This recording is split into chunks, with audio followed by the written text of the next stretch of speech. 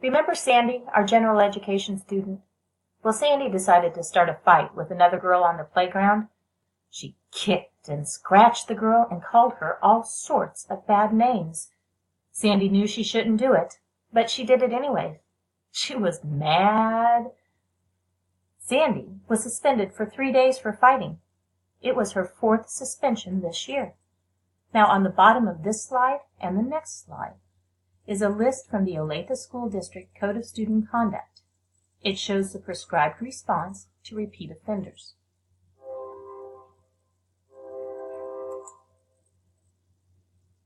This is Sally. Sally is our deaf special education student, and she decided to start a fight with another girl on the playground. She kicked and scratched the girl and called her all sorts of bad names.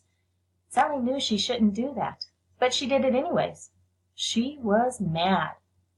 Sally was suspended for 3 days, but under IDEA, she received services out of school to make sure she was making progress toward her IEP goal. The IEP team also met to determine if her behavior was due to her disability. And it was. Sally gets frustrated when she doesn't know what's going on around her, and she lashes out.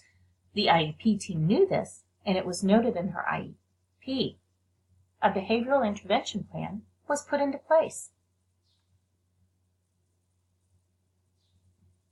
So, was it fair to suspend Sandy and not Sally?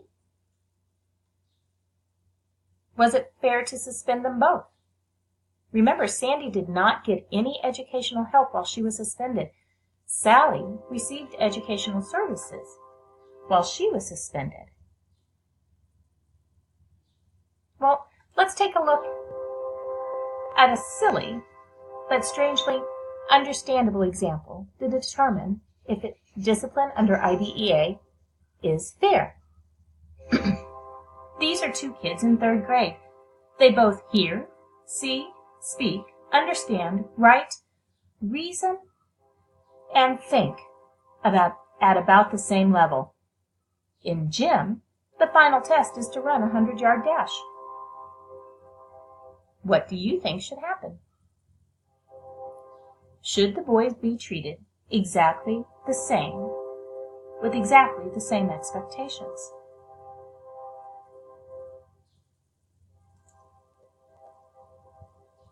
Now it's time for some final thoughts. We started by talking about what discipline is and how it's different from punishment. Then we moved on to what happens for a regular education student when they make a poor behavioral choice, and we talked about what happens to a special education student when they make a poor behavioral choice. Finally, we looked at the question, is this fair? If you have any questions after this presentation, I would suggest you start by reading the Kansas Special Ed Process Handbook, especially Chapter 13, where it discusses in depth Code of Student Conduct violations. If you're interested in any of the legal cases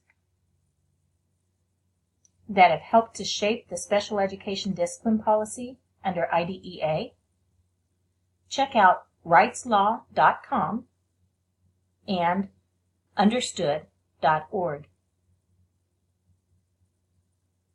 And finally, I'd like to thank you for sticking with me. That concludes the presentation. My goal was to give you some solid factual information that you can refer to when you have questions about discipline and special education. If you would like to download this presentation, the narrative is contained in the notes portion of the PowerPoint, because it always helps me to see what I'm hearing. So if this helps you, it is available.